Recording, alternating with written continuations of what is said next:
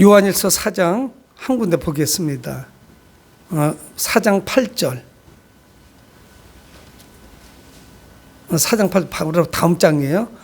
사랑하지 아니하는 자는 하나님을 알지 못하느니 이는 하나님은 사랑이심이라.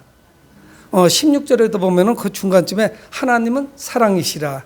오늘 설교 제목도 하나님은 사랑이시라. 하나님은 사랑이시래요. 사랑이 하나님은 아니지만 요한은 이 사랑을 말씀하고 있습니다. 하나님의 자녀는 이 삶을 통해서 이 사랑을 실천해야 되는데, 이 사랑은 교회의 표지 중에 가장 위대한 것 중에 하나가 아닐까요? 교회를 상징하는 것, 교회를 한마디로 표현할 때 교회는 무엇인지 여러 가지를 이야기할 수 있을 것인데, 물론 구원받은 자들이 하나님을 예배드리기 위하여 모인 것, 이것이 교회죠. 근데 교회의 특징 중에 하나가 뭐냐면 사랑이에요. 그러면서 이 요한은 요한 1, 2, 3서 또 요한 서신에서 계속적으로 사랑을 이야기합니다. 예수님께서도 사랑에 대해서 말씀하죠. 그래서 특별히 선한 사마리아 사람의 비유를 통해서 우리의 참된 이웃이 누군지, 그래서 기존 유대인들이 가지고 있는 그 사랑이라고 하는 개념을 완전히 역설적으로 말씀하시죠. 우리는 어떠냐면 어떤 작은 연못에다가 돌을 한가운 복판에다가 탁 던집니다. 그러면 동심원이 생겨요. 돌이 떨어진 데를 중심으로 해서 파도가 일어나고, 그래서 그 파동이 그 연못의 가로 이렇게 퍼져나가죠. 강력했던 것이 점점 가면 갈수록 약해집니다. 그래서 우리는 어떤 생각을 가지고 있냐면은 사랑, 우리가 사랑을 실천할 수 있는 대상은 누구냐면 나를 중심으로 해서 동심원이 그려지는데, 나하고 가까운 사람, 내 배우자, 내 자녀, 부모, 형제, 그래서 점점 넓어지죠.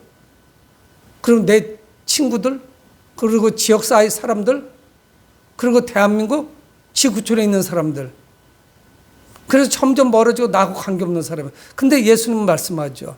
선한 사마리아 사람 비유를 통해서 참된 이웃이 누구고 어떻게 사랑해야 되는 것인지, 그래서 우리가 그 사람의 이웃이 돼서 다가가야 될 것을 말씀합니다. 그래서 제사장과 레위인은 늘 입버릇처럼 사랑을 이야기하지만 그 사람하고, 강도 만난 사람하고는 전혀 관계가 없는 사람, 그런 사람이 되고 말았죠. 여러분, 그런데 사마리아 사람, 유대인들로부터 질시를 받았던, 그런 무시를 당했던 그 사마리아 사람을 가서 그를 치료해주고, 여관에다 그를 맡기고 내가 돌아오면서 치료비를 줄 테니까 끝까지 치료를 잘 해주세요. 그러면서 예수님은 그들에게 묻죠. 누가 그 강도 만난 사람의 이웃이냐? 사람들은 쉽게 말하기가 어려웠습니다. 자기들의 기준과 완전히 벗어나는 그런 말씀을 예수님께서 하신 거죠. 여러분, 오늘 요한 1서를 쓴 이 사도 요한은 예수님으로부터 얼마나 성격이 급한지 보완하게, 즉 우레의 아들이라는 그런 별명을 얻게 됩니다. 저것들 복음을 받아들이지 않다 싹 쓸어버리시죠. 그렇게 이야기했거든요. 하늘로부터 불을 내려서 저들을 쓸어버립시다. 여러분, 그런데 그가 인격적으로 주님을 만나고 세월이 흐른 다음에는 조금 전에 저희들이 말씀을 시작하면서 봤던 3장, 우리 오늘 본문뿐만이 아니라 요한일서 4장에도 하나님은 사랑이시라, 사랑의 사도로 바뀌었습니다. 그를 바꿔놓은 것이 과연 무엇일까요? 그래서 그가 사랑의 사도가 돼서 사랑을 선포해요.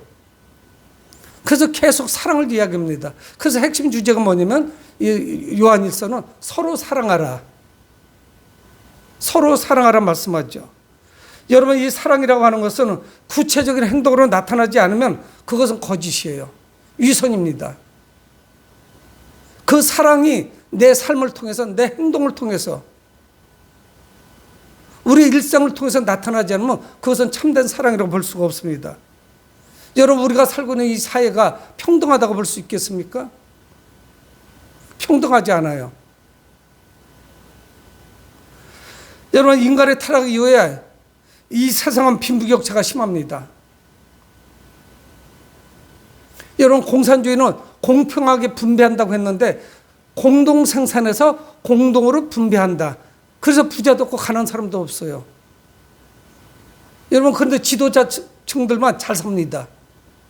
나머지는 죽든지 말든지 별로 신경 쓰지 않아요.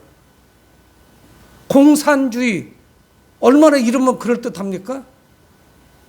근데 지도자는 굴림해요.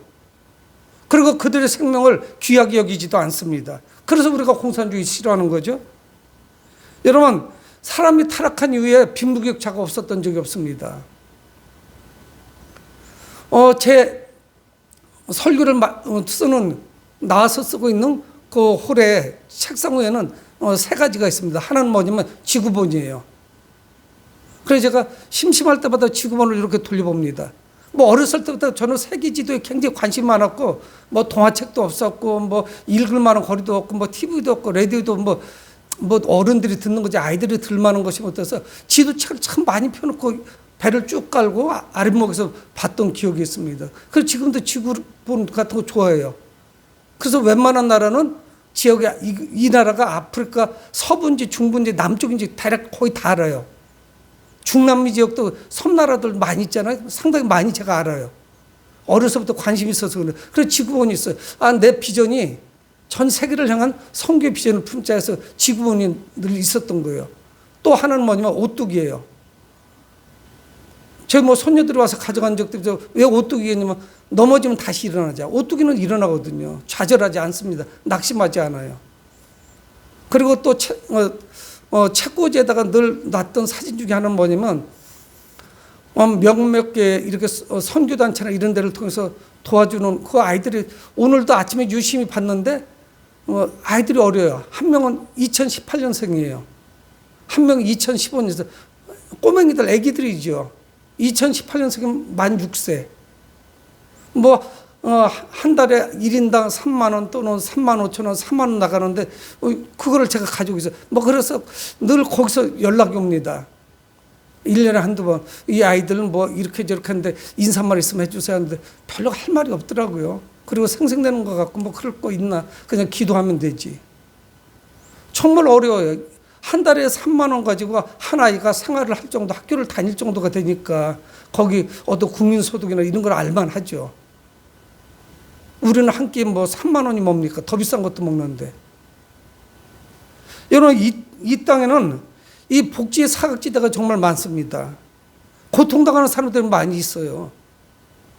우리는 대수롭지 않게 그냥 조금씩 10,000원, 20,000원 그냥 쉽게 사용하는데 그거면은 정말 오랫동안 살 수 있는 사람이 있다고요. 여러분, 그래서 오늘 사도 요한은 다른 사람들을 섬길 수 있는 구체적인 방법을 말씀을 합니다. 그래서 오늘 17절에 오늘 설교 본문의 첫 절이죠. 누가 이 세상의 재물을 가지고, 여러분, 우리는 마음으로 누군가를 나는 너를 불쌍히 여기고 있어. 나는 너를 위해서 기도하고 있어. 나는 정말 진실로 너를 불쌍히 여기거든. 너를 딱하게 여긴다. 나도 너 같은 마음을 가지고 있다. 이게 아니라는 거예요. 누가 이 세상의 재물을 가지고 형제의 궁핍함을 보고도 도와줄 마음을 닫으면 하나님의 사랑이 거기 없다는 거예요. 여러분, 우리는 형이상학적 이 땅의 것이 아닌 고상한 거, 내가 믿음으로 너를 늘 기억하고 있다. 새벽마다 기도한다. 나는 너를 언젠가 도울 것이라는 그런 마음 가운데 지금 살아가고 있다. 이거 아무것도 아니라는 거예요.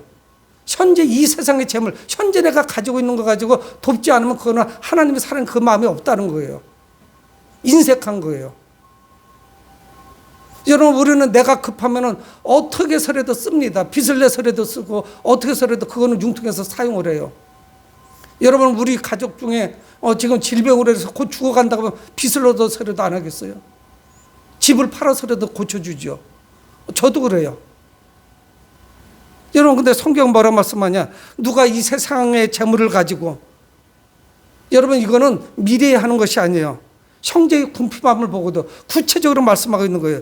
도와줄 마음을 닫아버리면 그 마음에 어찌 하나님의 사랑이 있다고 말할 수 있겠느냐는 거예요. 여러분, 우리는 형제의 그 궁핍함을 보면 우리 마음이 움직여져야 돼요. 측은지심이 있어야 돼요. 그래서 돕고자 하는 마음이 있어야 됩니다. 그래서 아주 작은 거지만 사소한 내가 조금 쪼개서 한번 도와보는 거예요. 내가 소득은 별로 많지 않지만 아주 작은 것 하나부터 실천하는 거예요. 여러분, 우리는 거창한 캐치프레이즈를 가지고 있습니다. 형제를 위해서 목숨을 줍니까? 생명을 주자. 누군가를 위해서 무엇을 해보자. 여러분, 근데 그 거창한 그냥 목표고 표가 되면 안 돼요. 여러분, 누군가를 위해서 목숨을 줄 일은 별로 우리 생애에 별로 나타나지 않습니다. 그런 일이 얼마나 나타나겠어요. 그렇지만 우리가 누군가를 도와야 될 거, 실질적으로 무슨 도움이 되도록 해야 되는 것은 많이 있죠. 자주 일어납니다. 그래서 오늘 18절에 오늘 사도 요한은 그렇게 말씀하는 거예요. 자녀들아, 우리가 말과 혀로만 사랑하지 말고,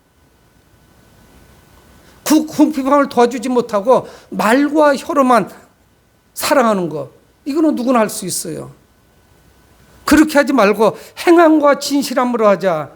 여러분, 말로만 하는 사랑은 공허합니다. 그건 어떤 실질적인 전혀 도움이 되질 않아요.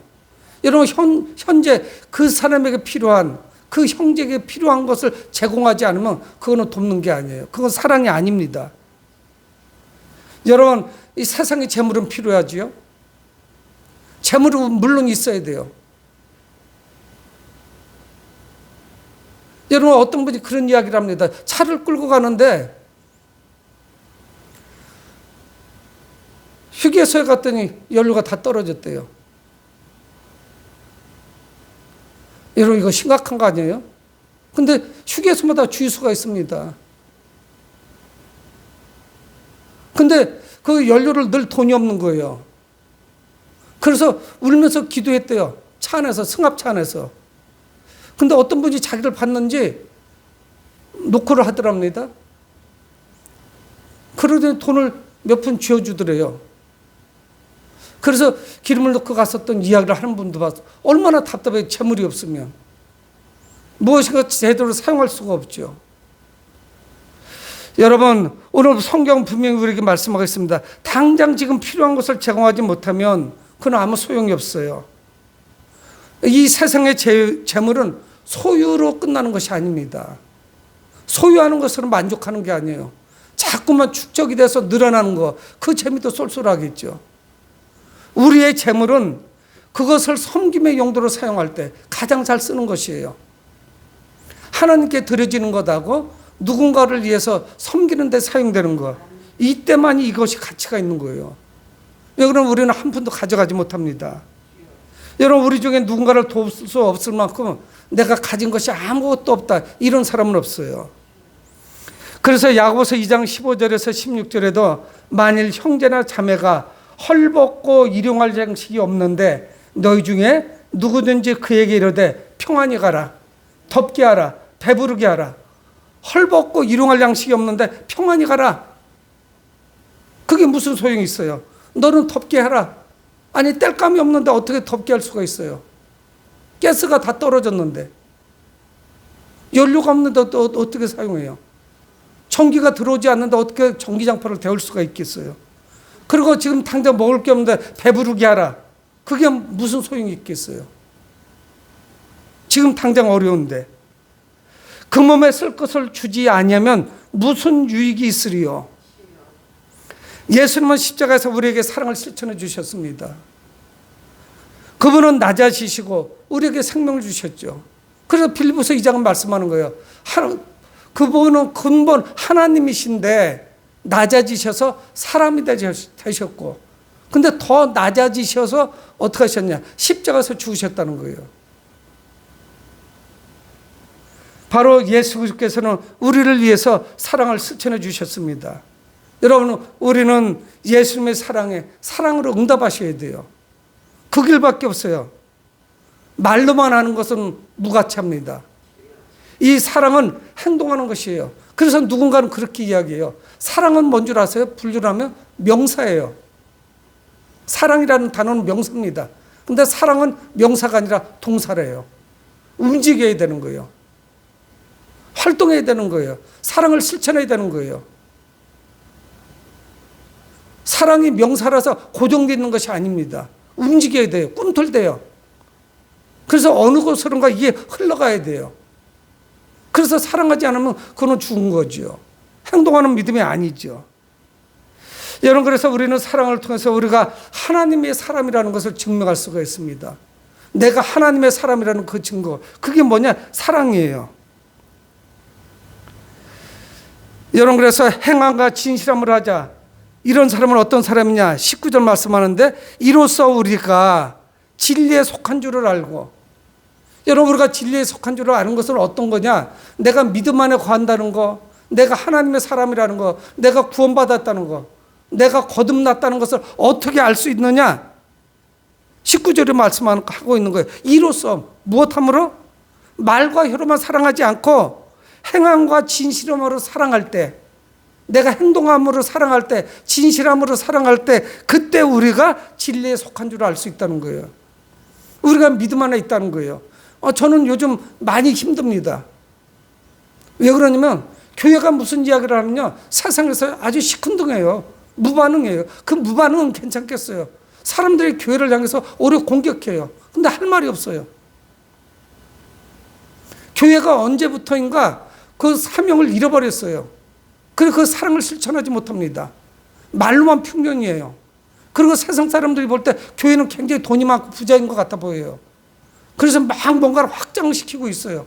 그런데 지역사회를 위해서는 굉장히 인색하게 보여요. 모든 것이 그래요. 희생정신이 결여되어 있어요. 섬김이 없는 거예요. 그래서 교회가 들어온다고 하면 주차 때문에 싫어해요. 주민들이. 교회가 안 들어오길 원해요. 주일날 시끄러운 거예요. 주변이. 무질서하다고 느끼는 거예요. 뭔지 모르지만 우리는 노력을 했는데 세상 사람들이 알아주지 않는 거예요. 실제 또 잘못한 것도 많아요. 여러분, 근데 성경 분명히 우리에게 말씀합니다. 이로써 우리가 진리에 속한 줄을 알아요. 무엇을 통해서? 행함과 진실함으로 사랑을 실천하기 때문에. 여러분, 교회가 지역사회에 들어오는 것을 사람들이 전부 반길 정도면 무엇인가 유익을 줘야 되지 않겠어요? 그들에게? 교회가 들어오니까 땅값이 올라가요. 지역이 더 좋아져요.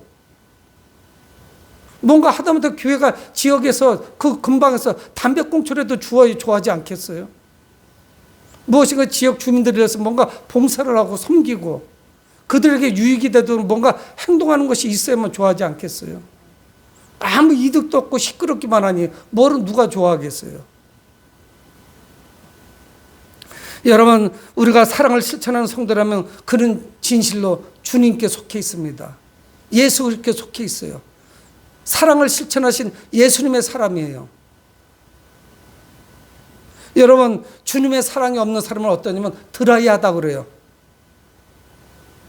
드라이하다고. 여러분, 우리가 세탁할 때 드라이하다고 그러죠?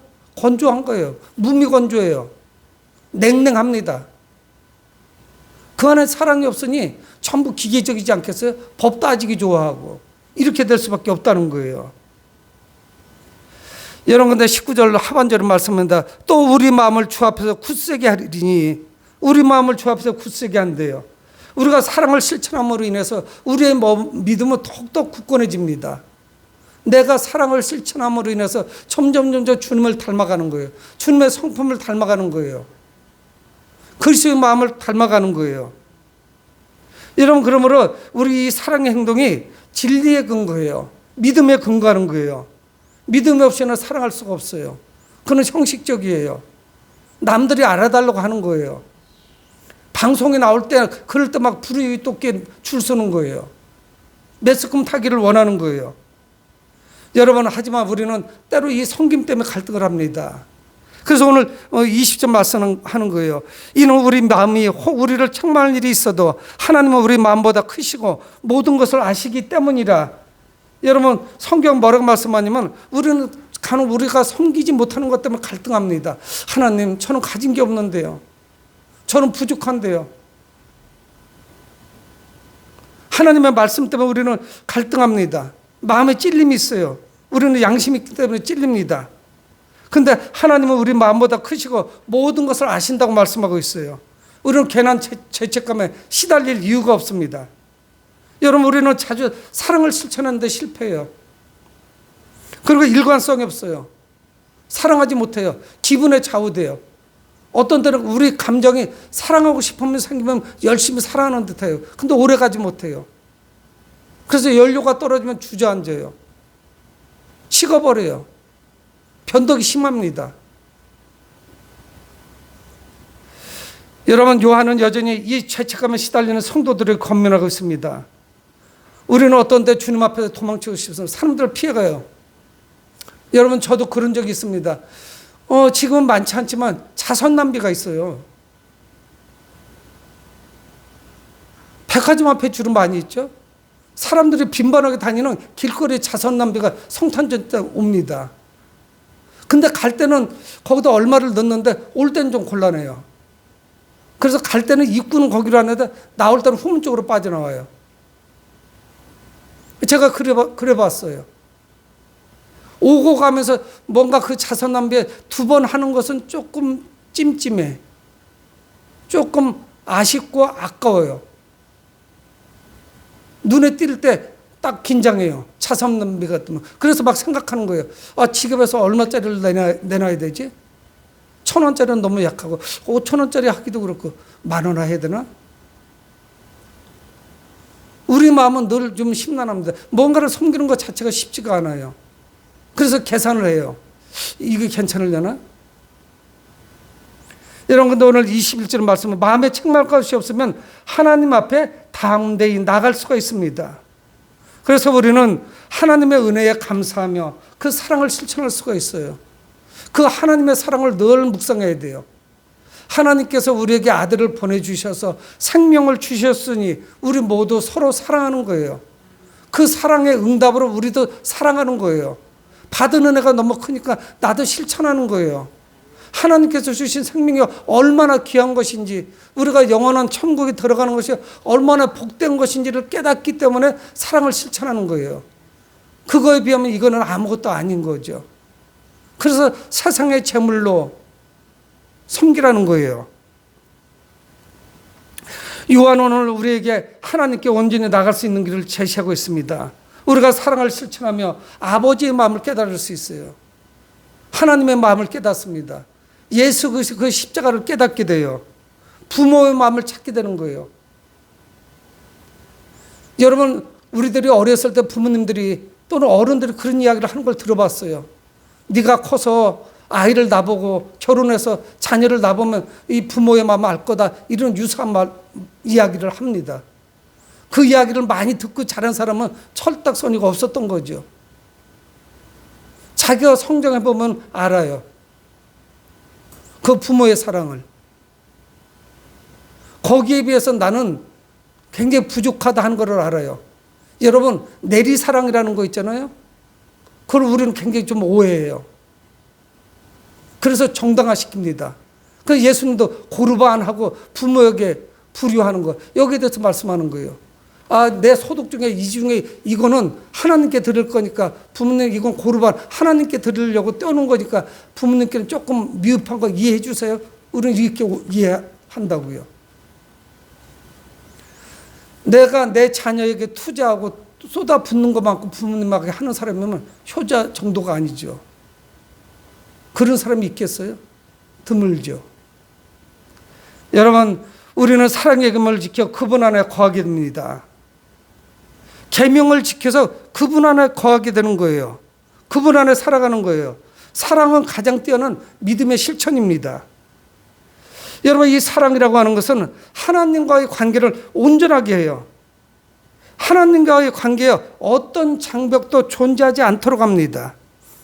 우리 22절을 함께 같이 한번 읽어보겠습니다. 시작. 무엇이든지 구하는 바를 그에게서 받나니 이는 우리가 그의 계명을 지키고 그 앞에서 기뻐하시는 것을 행함이라. 성경은 뭐라고 말씀하냐면 하나님의 이 사랑을 실천하는 사람은 무엇이든지 구하는 바를 하나님께 받는다, 이렇게 말씀해요. 비하기 심한 것 같죠? 아니, 사랑을 실천하는 사람은 누구예요? 믿음의 사람이니까. 무엇이든지 구하는 바를 그에게서 받나니 이는 우리가 그의 계명을 지키고 그 앞에서 기뻐하시는 것을 행함이라. 그 사랑의 실천이 무엇이냐? 주님의 계명을 지키는 것이고 그 앞에서 기뻐하시는 것을 행하는 것이래요. 우리의 그 사랑의 실천을 하나님이 기뻐하신다는 거예요. 그분의 계명을 지키는 것이라는 거예요. 그래서 그분이 기뻐하신대요. 여러분, 우리가 실천할 계명이 무엇입니까? 오늘 성경 말씀입니다. 23절에 그의 계명은 이것이니 곧 그 아들 예수의 이름을 믿고, 첫째는 무엇이냐? 주님의 계명은 무엇이냐? 하나님의 아들 예수 그리스도의 이름을 믿는 것이에요. 믿는 게 첫째예요. 또 하나는 무엇이냐면 그가 우리에게 주신 계명대로 서로 사랑할 것이니라. 여러분, 그러니까 오늘 사도 요한은 이 믿음과 서로 사랑하는 거, 이거를 딱 붙여놨습니다. 떨어지지 않는다는 거예요. 그래서 우리가 믿음이 좋다고 하면서 주님의 계명인 사랑을 실천하지 않는 거, 그거는 거짓이라는 거예요. 위선이라는 거예요. 있을 수가 없다는 거예요. 내가 믿음이 있다고 하면서 사랑을 하지 아니하는 거, 이거는 잘못됐다는 거예요. 여러분, 그런데 참 신기하죠? 세상 사람들 우리를 향해서 이걸 본 거예요. 믿음이 있다고 하는데 사랑을 실천하지 아니하는 거예요. 여러분, 교회 내에서도 수많은 고부 갈등이 있잖아요. 왜 뭐 사랑을 못하냐고요? 내가 뭐 호랑이 같은 시어머니한테 호되게 시집살이를 했는데 왜 그거를 사랑으로 승화시키지 못해요? 왜 다시 자기가 시어머니가 되니까 며느리한테 그렇게 야박해요? 참 신기하죠? 이해할 수가 없어요. 내가 어려웠고 내가 많이 당했으니까 나는 우리 며느리한테, 아니 누구에게, 내 사이에게 그렇게 하지 말아야지. 이게 왜 안 돼요? 그것도 특이하잖아요. 내가 힘들었으니까 이런 어려움을 내 자녀들이나 아니면 이웃에게나 나는 하지 말아야겠다. 그렇게 가야 되는 것이 아니에요, 정상적이라면? 여러분, 믿음을 찾을 수가 없는 거예요. 그의 계명이 무엇이냐? 그 아들 예수 그리스도 이름을 믿는 것이고, 그분이 우리에게 주신 계명, 서로 사랑하는 것이에요. 이것이 잘 이루어지지 않고 있는 것이죠. 여러분, 그렇게 되면 어떤 일이 벌어지느냐? 24절에 그의 계명을 지키는 자는 주 안에 거하고, 계명을 지키는 자는 주님 안에 거하는 거래요. 주는 그분의 안에 거해요. 여러분, 우리는 이거를 신앙 용어로 상호 내주한다고 그래요. 내가 그분 안에, 그분이 내 안에 계시는 거예요. 껌딱지처럼 딱 붙어 있는 거예요. 그래서 예수님은 포도나무 비유를 말씀하신 거예요. 포도나무 가지가 포도나무에서 떨어져 나가면 어떻게 됩니까? 땔감밖에 안 되는 거예요. 쓸모가 없어요. 그분이 내 안에, 내가 그분 안에 거해요. 그래서 이거를 상호 내주한다 그러는 거예요. 이거 믿음의 최고봉 아니겠어요? 그분이 내 안에 계셔서 역사하세요. 그래서 삐뚤어진 생각이나 잘못된 생각이 나올 틈이 없어요. 또 나는 그분 안에 거해요. 내가 그분 안에 살면서 잘못된 삶을 갈 수가 없죠. 그래서 오늘 성경은 주님과 우리가 상호 내주하는 거예요. 믿음과 사랑을 실천하면서, 믿음과 사랑의 계명을 지키면서, 여러분, 우리의 믿음과 그 사랑은 주님과 연합하게 합니다. 하나 되게 하는 거예요. 여러분, 이건 또 기도의 응답이 있게 하는 거예요. 조금 전에 말씀을 본 것 같이 구하는 바를 그에게서 받나니, 내가 그분께 구하는 것을 받는다는 거예요. 기도가 막히는 이유 중에 하나도 그런 것이 있어요. 무엇인가 하나님과의 관계가 원활하지 않은 것이에요. 여러분, 24절 다시 읽어보면 그의 계명을 지키는 자는 주 안에 거하고 주는 그의 안에 거하시나니 우리에게 주신 성령으로 말미암아 그가 우리 안에 거하시는 줄을 우리가 아느니라. 성령으로 말미암아서 그분이 우리 안에 거하신 줄 알죠. 예수 그리스도로 우리 안에 거하시고 보혜사 성령으로 우리 안에 거하세요. 그래서 우리가 신앙생활하면서 그분이 내 안에 거하신다는 걸 내가 느껴요. 여러분, 그게 없으면 어떻게 순교를 당합니까? 여러분, 주님이 내 안에 거하고 내가 그분 안에 거하지 않는다면 어떻게 신앙생활 할 수가 있겠어요? 그건 불가능해요. 요한복음 14장 7절에 그는 진리의 영이라 세상은 능히 그를 받지 못하나니 이는 그를 보지도 못하고 알지도 못함이라. 그러나 너희는 그를 아나니 그는 너희와 함께 거하시며 또 너희 속에 계시겠습니다. 진리의 영이래요. 하나님의 영, 성령님은. 그리고 그는 너희와 함께 거하시며 너 또한 너희 속에 계실 것이다 말씀했어요. 누가? 예수님이. 예수님은 부활 승천하실 것이고 보혜사 성령께서 우리 가운데 거하신대요. 지금도 우리 가운데 역사하세요. 그래서 성령은 우리에게 믿음을 주시고 우리가 사랑하게 합니다. 여러분, 하나님이 함께 주시지 않고 도와주시지 않으면 사랑의 실천이 얼마나 어려운지 몰라요. 저희 딸이 와서 저희 집사람한테 얘기하더라고요. 아빠가 많이 변했다고. 저도 엄청 급하거든요. 성격도 급하고 욱하는 게 있죠. 뭐 그런 사람 없는 사람 있겠어요? 그러면 참 좋은 성품을 타고난 거죠. 차분하면. 성격도 급하죠. 애들이 더 알죠. 가족을 못 속여요. 가족을 어떻게 숨길 수 있겠어요? 다른 성도님들이나 아니면 다른 친구들이나 이웃들에게는 제가 위선을 부릴 수 있겠지만 제가 어떻게 거짓말할 수 있겠어요? 가족들은 적나라하게 저희 벌거벗은 모습을 다 보는데. 이런 건데 아빠가 많이 예전하고 다른 것 같아. 아마 그거는 다른 변화된 모습도 있겠지만 아마 성격이 훨씬 더 느긋하고 사랑스럽게 바뀌었다 하는 것을 느끼는 것 같아요. 뭐 대낮에나 제가 혈기를 부리겠어요? 그거는 아니죠. 근데 뭔가 미묘하게 민감하게 어딘지 그 이전하고 많이 좀 달라졌다 하는 것을 느끼는 것 같아요. 여러분, 주님은 우리를 변화시켜 주세요. 그래서 우리가 하나님이 우리 안에 거하시게 하는 방법은 성령님과 함께하는 거예요. 그분과 동행하는 겁니다. 그래서 우리는 예수 그리스도를 통해서 다른 사람들을 사랑하는 법을 배우게 돼요. 그게 외부에서 바깥에서도 이루어지지만 내 안에서 집 안에서부터 변화가 있어요. 언어가 바뀌어져요. 태도나 자세가 무슨 일을 대하는 자세부터 바뀌어져요. 사랑하는 성도 여러분, 주님이 우리 안에 거시게 하려면 예수 그리스도를 믿고 성도들을 사랑해야 돼요. 서로 사랑해야 돼요. 오늘 말씀과 같이. 그때 성령께서 친히 우리 가운데 임재하실 거예요. 우리가 주님과 동행하고 싶다면 우리 안에 믿음과 사랑이 있어야 됩니다. 여러분, 그분은 인격체예요. 하나님은 인격체예요. 아주 민감하십니다. 우리가 사랑의 모습을 갖출 때 하나님과 동행할 수 있어요. 성령님은 민감하세요. 그래서 우리가 죄 가운데 거하고 우리가 사랑하지 못하고 믿음 안에 거하지 않으면 성령님은 우리를 멀리 떨어져 나가세요. 여러분, 기도하면서 그런 거 못 느끼세요? 주님 앞에 설 면목이 없을 때가 있잖아요. 기도하면서 내 죄 때문에, 내 혈기 때문에. 우리의 행함과 진실함으로 사랑을 실천하는 여러분들이 되시기 바랍니다. 이 행함과 진실함으로 사랑하셔서 주님의 참된 자녀가 되는 삶을 누리시길 주의 이름으로 축복을 드립니다. 고마우신 아버지 하나님, 주의 은혜를 감사합니다.